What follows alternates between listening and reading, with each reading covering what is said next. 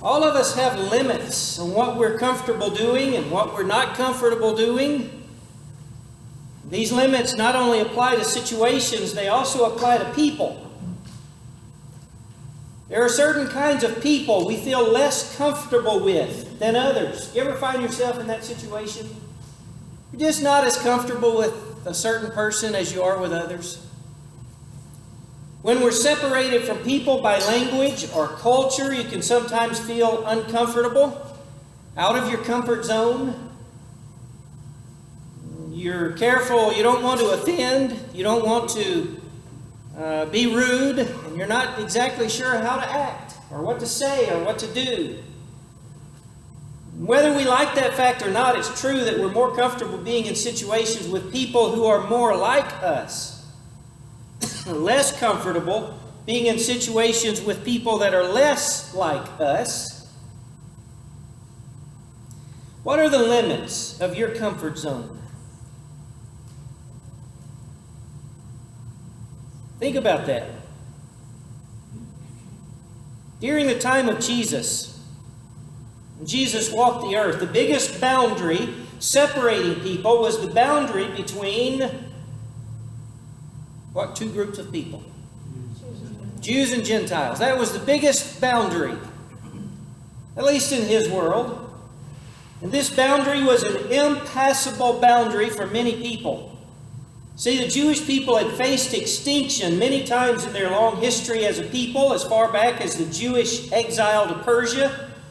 A man named Haman had tried to exterminate all the Jewish people. Of course, we saw the same thing in the 20th century in Germany under Hitler. Hatred has, for generations, fueled a desire on the part of some people to completely destroy the Jewish people. And if they couldn't be destroyed by killing them, some hated them so much they just wanted to erase their uniqueness, the things that set them apart, their identity. If Jewish people could be persuaded to intermarry with non-Jews and let go of all their distinctiveness as a Jewish people, then, well, they could be destroyed. So the Jewish people at the time of Jesus held on to their uniqueness for dear life. It was what made them who they are. It's what separated them from everybody else. It's their identity. So they held on to it for dear life. In their minds, their very existence as a nation relied on their uniqueness. In Jesus' day, this uniqueness revolved around a few areas of their life, but they were unique for what reason? What is the one thing, or the one or two or three things that makes them unique? They were God's people, yes. But that's not something you can, this is not fair. You should be able to see it, right? You should be able to see this is God's people. But you can't. There's nothing physical about that. That's a spiritual thing. What are the physical things? Circumcision is A1, number one list. The men were circumcised. What else? Their diet, we talked about that last week. The clean versus unclean foods. And the diet. Pardon? Monotheism was one of the things that separated them from everyone else. They were unique primarily because of circumcision. Well, in fact, a few hundred years prior to Jesus, a Syrian ruler named Antiochus had tried to conquer the Jewish people by eliminating that very distinctive. Antiochus made it illegal for women to circumcise their infant sons. He made it illegal for Jewish people to celebrate the Sabbath. And he tried to force Jewish people to eat pork under the threat of death. Now, we know from history that many Jewish people faced martyrdom rather than eat pork during the Jewish resistance to Antiochus. You see, it wasn't just the pork. It was what the pork symbolized. I mean, who doesn't like a good slab of bacon? It's what it symbolized. It was their uniqueness as God's people. The Jewish people of Jesus' day saw a huge boundary between Jewish people and non-Jewish people. There was a wall, a boundary that was not to be crossed. It was a boundary that could only be crossed by non-Jewish people if they wanted to adopt Jewish identity. It could be crossed, but you had to, what was known as proselyting into the Jewish way of thinking and practice their laws. It was a boundary maintained by the distinctives of circumcision and Sabbath keeping and the likes. Non-Jews would be welcomed into Israel only if they were circumcised and if they made a commitment to observe the Sabbath. Then and only then could a person go across the boundary between Jew and non-Jew. And Jewish people viewed non-Jewish people as, what's the term? Unclean, dogs, Gentiles, but unclean is the word I was looking for. They're just unclean. But it isn't so much hygiene. How are they unclean? It's not that they don't bathe. They don't practice the law. They are spiritually unclean. They're pagans. It's paganism. It's impurity because of some of the dietary or hygienic laws. Gentiles were as unclean as an animal carcass or a dead body to many pious Jews of Jesus' day. In fact, many of the Jewish people hated the non-Jews as much as the non-Jewish people hated the Jews. There was just a genuine dislike for each other. It was mutual hostility, a mutual hatred that often bubbled up in violence. Now, Jesus was Jewish, born into a Jewish family, a descendant of the ancient King David, from the tribe of Judah. He was circumcised as a baby. He grew up observing these boundary markers that maintained the uniqueness of Jewish people. But when he began his ministry, we've been noting this on the Wednesday night geography study, he questioned and challenged many of the traditional ways of understanding what it meant to be a person of God. We've been looking at that. It's pretty clear in Mark as well. For Jesus, being the people of God wasn't about maintaining the badge of uniqueness. What was it? We looked at it last week. It wasn't the hygiene. What was it? Say it again. The heart. The heart. Remember last week we looked at Jesus changing the law right then and there. It's not what comes into the body that makes the body unclean. What did he say? It's what comes out from the heart. So we've been in a series of the New Testament book of Mark called Following Jesus in the Real World. Last week we saw Jesus in a debate with the religious group called the Pharisees. It was over traditions and purity. That's the first half of Mark 7. We're down at verse 24 now. In that debate, we saw Jesus question the traditions of the Pharisees, the rules, the rituals that they had added to the Old Testament law, and they had made it equal to the weight of the law. But Jesus went even further than questioning their traditions because he also overturned the dietary laws. So he goes farther than just questioning it. He changes it. We saw it's not the food that goes into a person that causes the person to become unclean. It's what comes out of the heart.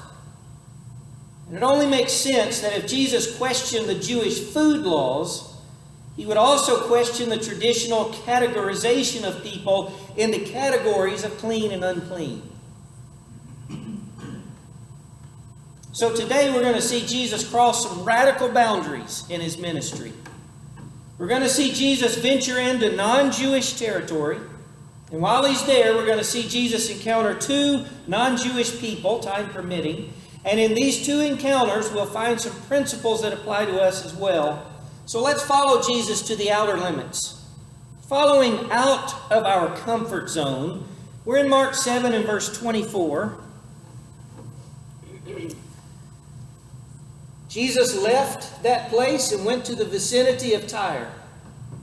He entered a house and did not want anyone to know it, yet he could not keep his presence secret. In fact, as soon as she heard about him, a woman whose little daughter was possessed by an impure spirit came and fell at his feet. The woman was a Greek, born in Syrian Phoenicia. She begged Jesus to drive the demon out of her daughter. First, let the children eat all they want, he told her, for it is not right to take the children's bread and toss it to the dogs. Lord, she replied, even the dogs under the table eat the children's crumbs. Then he told her, for such a reply you may go. The demon has left your daughter. She went home and found her child lying on the bed, and the demon gone. Well, if the first half of this chapter was about unclean food, the last half of the chapter is about unclean people. This story is among the most difficult to understand in all of Mark's gospel. It's hard for us to grasp, because Jesus seems to us to be mean to this woman.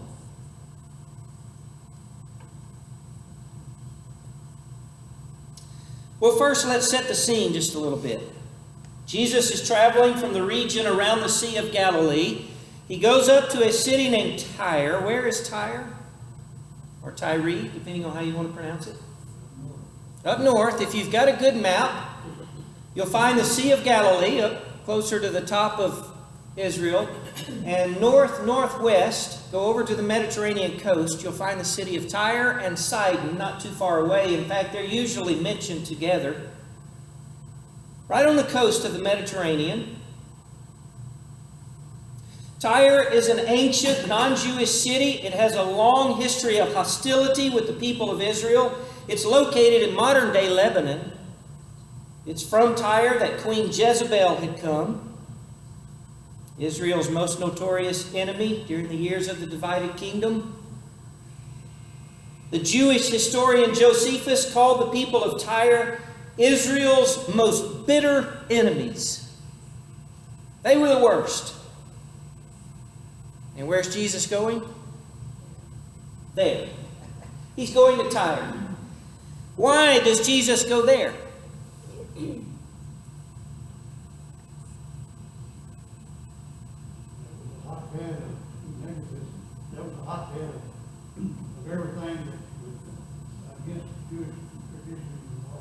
They needed him more than anybody else, right? Kind of like Jonah going to Nineveh. They just needed God.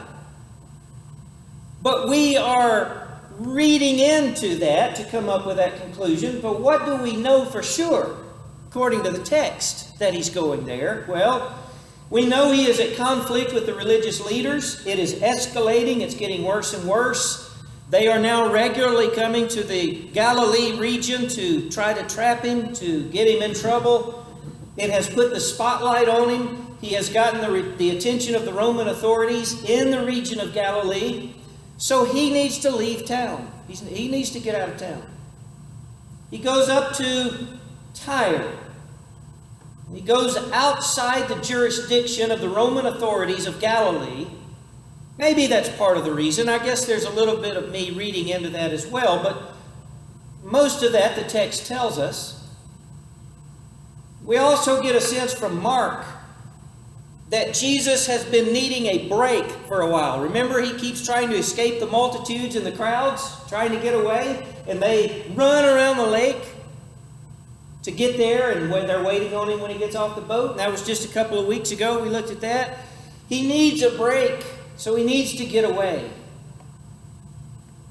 He goes for some privacy, perhaps. A break from the exhausting pace of ministry. And even here, it said he wanted to go into the house without anybody knowing it.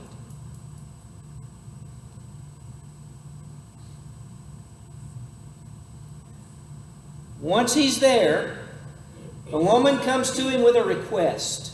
Now, this is not the first time someone has come to Jesus with a special request. But out of all the people who do this, this woman has the most against her.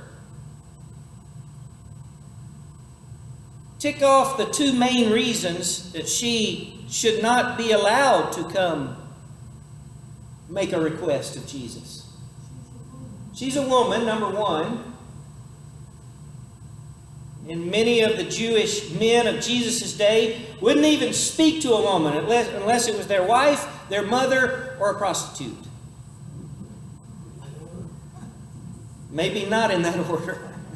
Prostitution was huge in Israel.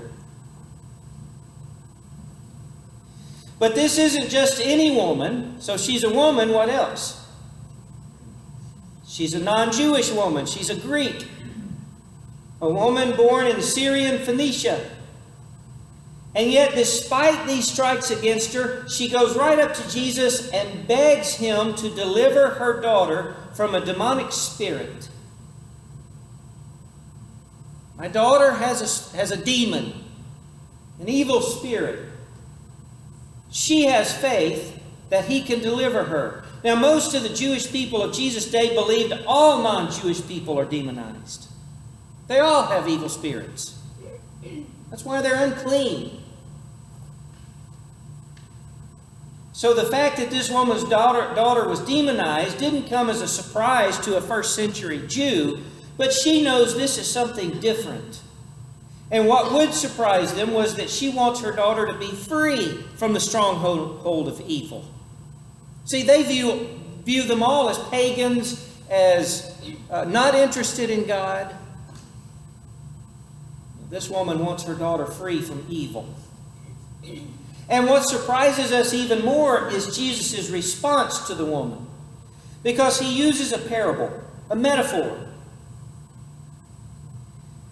He has a reluctance. That's the only word I can come up with. He has a reluctance to heal her daughter. Doesn't it seem that way to you? Verse 25, in fact, as soon as she heard about him, a woman whose little daughter was possessed by an impure spirit came and fell at his feet. The woman was a Greek, born in Syrian Phoenicia. She begged Jesus to drive the demon out of her daughter. Jesus says, first, let the children eat all they want. For it is not right to take the children's bread and toss it to the dogs. I see reluctance a little bit. What do you see? Just trying to make a point, okay? I kind of see it where Jesus needs a little rest, a little R&R for a little while, but God saw something a little different in that. We don't have time to rest. There's a lady here that we need to make a point with, that kind of thing. Okay. Well, I see it that Jesus went there because the Spirit took him there. So this was a chosen moment for him.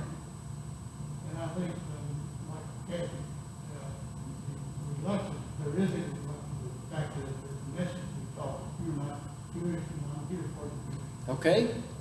It's a little bit reminiscent of the wedding in Cana.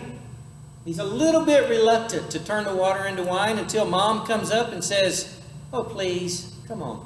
For me, that's my translation, loose translation. First, let the children eat all they want, he told her. For it is not right to take the children's bread and toss it to the dogs. Well, clearly, the children in this parable refers to whom? The children of Israel, the Jewish people. The children. First, let the children eat all they want. Let me go to the Jewish people first. That's my main ministry. That's who I came through and who I've been sent here to minister to. So let them have all they want to eat first. And the bread, what is that? First, let the children eat, and what's implied is bread. Jesus is the bread of life. So let me give myself to them first. Jesus is saying he needs to finish his ministry in Israel before he branches out to non-Jewish people. But he does branch out. And we've seen that specifically in the geography class. He spends a good deal of time branching out to non-Jewish people. He is affirming the priority of his mission. Now, there is another passage of Scripture that talks about this, the Jew first and then the Greek. What passage is that? You know it, right? You've got one in Acts chapter 1. Okay, Acts chapter 1, there's another one. The Apostle Paul would later affirm Romans 1:16. I am not ashamed of the good news because it is the power of God for the salvation of everyone who believes, first for the Jew, then for the Gentile. There was a priority. Jesus is referring to it. The Apostle Paul referred to it. First, Jesus came to the Jewish people, but he did not exclusively stay with the Jewish people. He branched out into the Gentile and offered himself. And this is one of those examples. So, in a sense, there was a bit of reluctance, but there was also the point making. We were both right. But what disturbs us here, it seems like he's mean to her. What does he call her? Well, he doesn't directly call her a dog, but he's using the generic term for Gentiles. It's not right to take the children's bread and toss it to the dogs. Well, he's kind of calling her a dog, isn't he? That just doesn't sit well with us. In the ancient world, dogs weren't necessarily the cute, cuddly pets we think of. They were more wild animals, scavengers. Feeding on what? Anything left over. But primarily, they ate dead animals. Right? So that made them unclean. In Jewish thought, dogs were associated with ritual impurity because they scavenged off of dead bodies or animal carcass. For a Jew to call a non-Jewish person a dog was pretty common. Even the Samaritans they called dogs, right? Their cousins. It was a term of derision. It was a term of contempt. And that's why it's hard for us to imagine this word coming from Jesus' lips. Not right to take the children's bread and toss it to the dogs. But what surprises me even more is now her response to Jesus. What's her response? I'll take it. She's accepting her role in his metaphor. Yes, I'm a dog. I'll take it.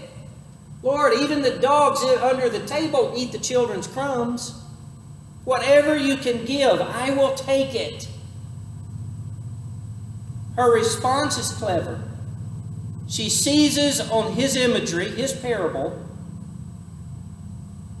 and uses it to make her case. The Pharisees never did that. Jesus' disciples never did that. She is the only one I can think of that just walks right into the parable and keeps it going.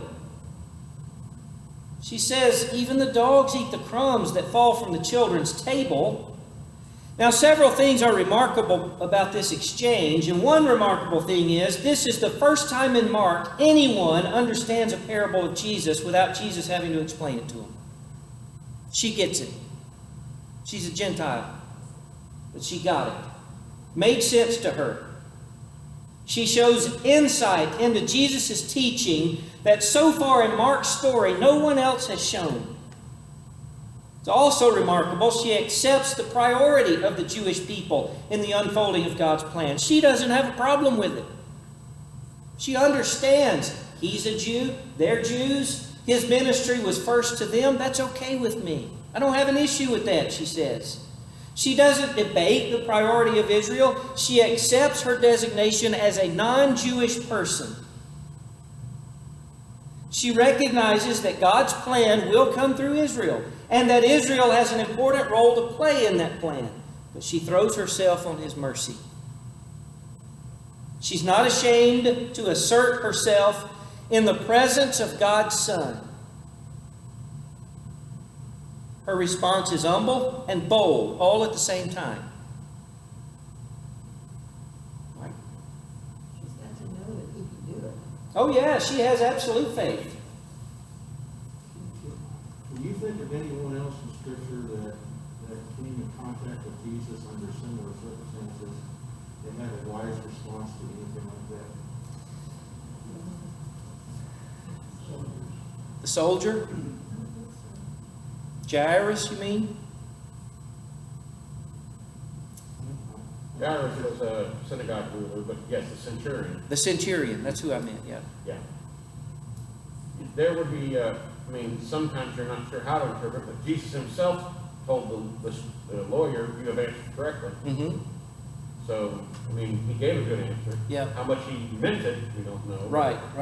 But this is a very oft-repeated circumstance.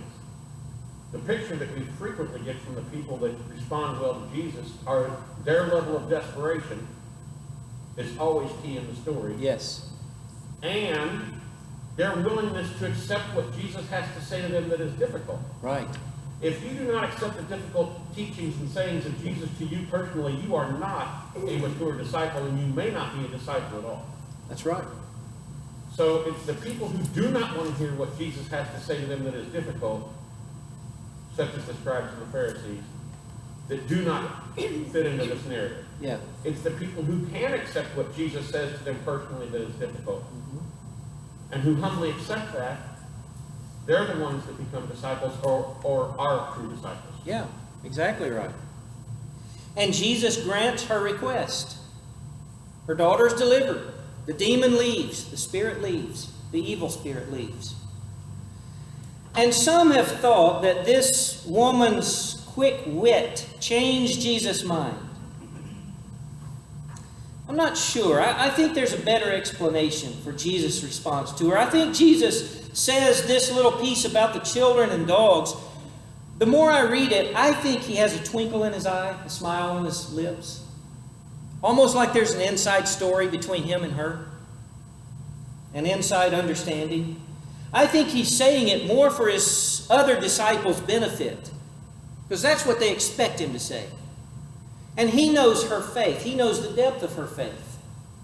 I think he's saying it. If we could see it, I think there would be a twinkle in his eye, a smile on his lips. He knows this woman is coming with more faith than anyone who's come with him so far in the Gospel of Mark. He's Jesus. He knows what her response is going to be. He says what his disciples expect him to say, but he says it like a teacher playing the role of critic. Asking a student rhetorical questions, leading a student to the conclusion that in the end the teacher wanted the student to arrive at in the first place. That's my explanation of it. I don't know that for a fact, that's just the way I see it. It's a teaching moment, not so much for her, but for his disciples that are with him. Now, the principle that I'm learning from this is when we follow Jesus, he will lead you to the outer limits of your comfort zone or beyond the limits of your comfort zone. That's what he's doing. Do you believe that the woman was led by the Spirit to contact Jesus? Sure. Do you believe the demon was possessed, or the woman was possessed for that reason? Probably, most likely. Just like last week, the blind man was the instrument of righteousness. He was the tool. So it could also be that the response the woman gave was also spirit-led. Absolutely, could be. But she still had to yield to it. She The had to Spirit yield is to it. always prompting us to yield to Jesus. That's his Yep. job. It was still her choice. But that's the difference between a true disciple and a non-disciple. Yeah. It was still her choice, but it was still a teaching moment for the disciples. Yes, absolutely. Here is Jesus in non-Jewish territory, in the city of their most ancient enemy, or one of their, how did Josephus say, the bitterest enemy. Jesus goes there willingly, purposefully. It's where he wanted to be. And if you think following Jesus is the best way to play it safe in life, you're in the wrong religion.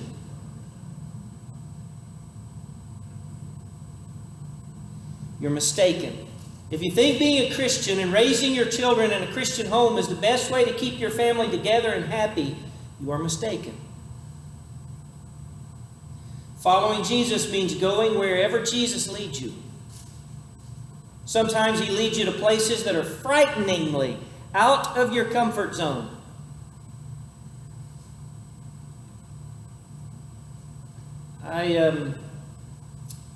Just a personal example, I was a single dad of 2 small children, and I left the comfort of mom and dad and living in an RV right outside their front door to go to the inner city of Rockford, Illinois. You talk about culture clash.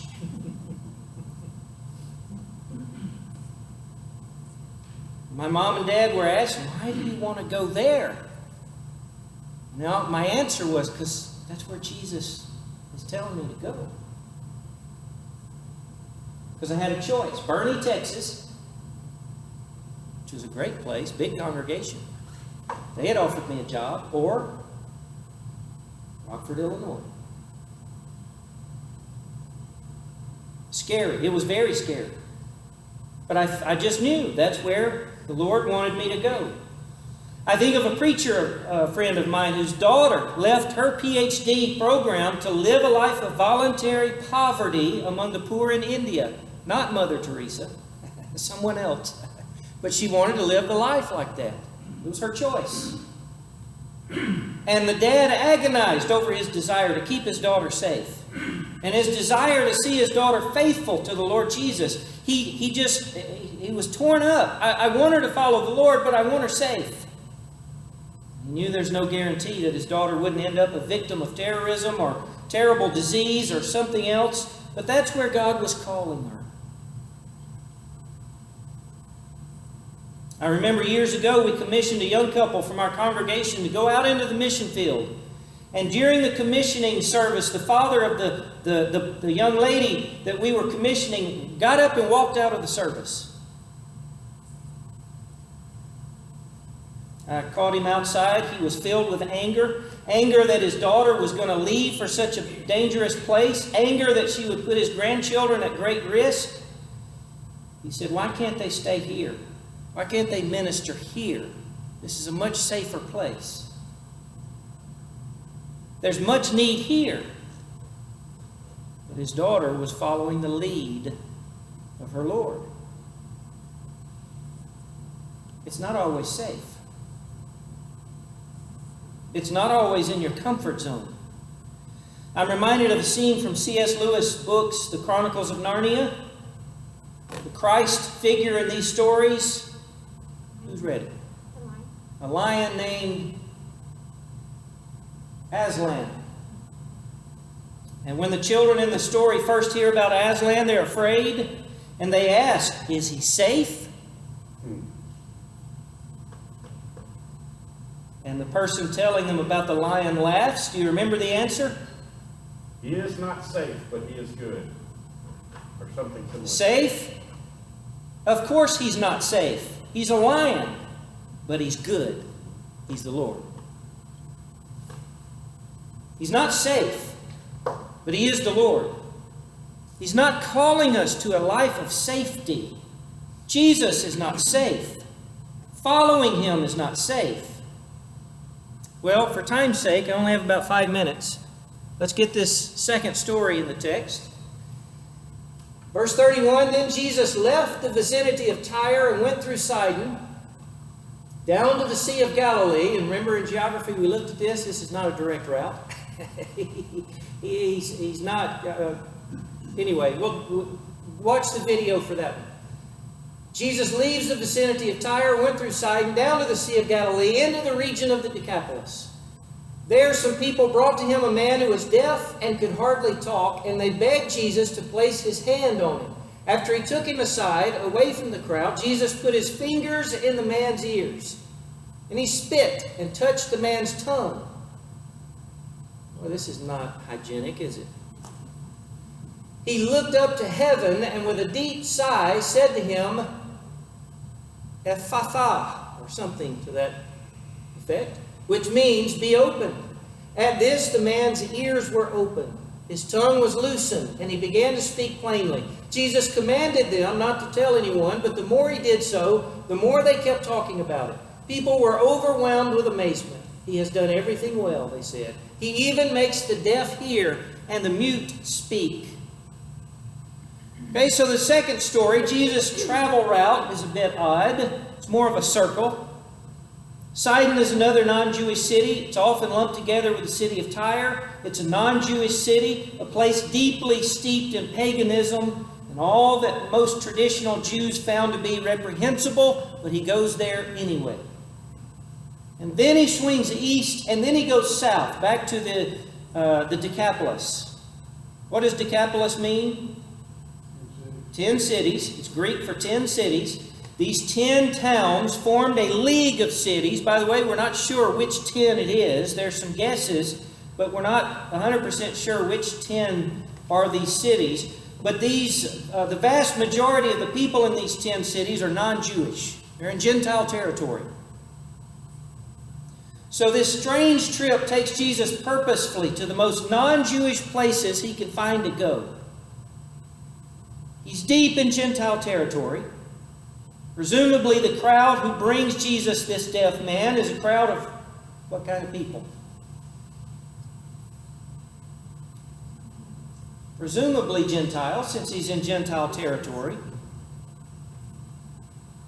The man himself, non-Jewish as well. Jewish people simply didn't go to the Decapolis unless they absolutely had to. This man is deaf and has some sort of speech impediment, and it makes him barely able to talk.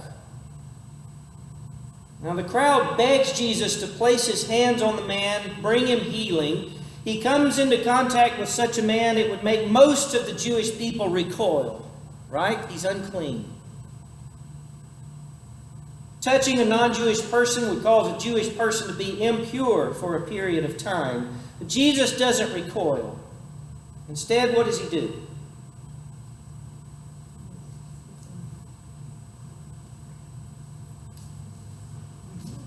Well, he heals him, he touches him, but first he takes him away from the crowd, and then he puts his fingers in the man's ears, maybe letting him know he's going to restore his hearing. Remember, he's blind. That's the only thing I can think of. I'll put my fingers in your ears, touch your ears to let you know I'm going to fix your hearing. He uses his spittle to let the man know he's going to restore the man's speech.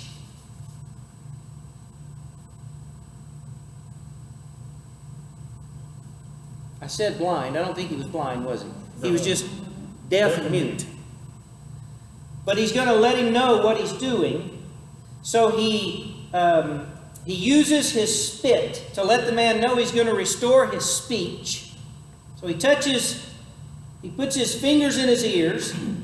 He rubs some of his spit on the man's tongue. And then what does he say? Be open. Be opened. In Aramaic. And the man can hear, and the man can speak clearly. A miracle. Now, this miracle has more significance than what meets the eye. In the Old Testament book of Isaiah, the prophet Isaiah had uttered several prophecies against the cities of Tyre and Sidon. And after those prophecies, Isaiah 35:4-6 says, "Say to those with fearful hearts, be strong, do not fear, your God will come. He will come with vengeance, with divine retribution, He will come to save you. Then will the eyes of the blind be opened," we saw that last week, "and the ears of the deaf unstopped. Then will the lame leap like a deer, and the mute tongue shout for joy. Water will gush forth in the wilderness, and streams in the desert." So when this portion of Isaiah was translated from Hebrew into Greek by the Jewish scholars, the word that they use for mute is the same word translated in Mark 7:32, hardly able to speak. The only two places that word is used, Isaiah and Mark 7. In fact, these are the only two times in the entire Bible it's used. It's a rare word because it means hardly able to talk. Not completely unable. Means he can communicate a little bit, but not very well. Clearly, Mark is tying this miracle to Isaiah. He's using that one word. It's the only time it had been used in all of Scripture. So he ties this healing to Isaiah. What's the point? This is the fulfillment of prophecy. This is the fulfillment of prophecy. This is the Messiah. This is God's Son. Well, time is up. I've actually gone over just a little bit. Any final thoughts, comments? Does He always look to the heavens before He... I don't know. There are times when it specifically states that He does. He what? Looks up to the heavens. Does He always look up to the heavens before He does the miracle? I don't know. Only the times it specifically mentions. That's the only ones I know about. I think He prays. I think he prays, it seems. That's the pattern. And He looks up to heaven and prays. To us, we're taught, look down. They looked up. Which makes more sense. He did it very often. I don't know about every time, but He did it very often. All right, we continue on with chapter 8 next week. We're making our way through Mark. Thank you for being here. Let's take a break, and then we'll gather in the auditorium for worship in just a few moments.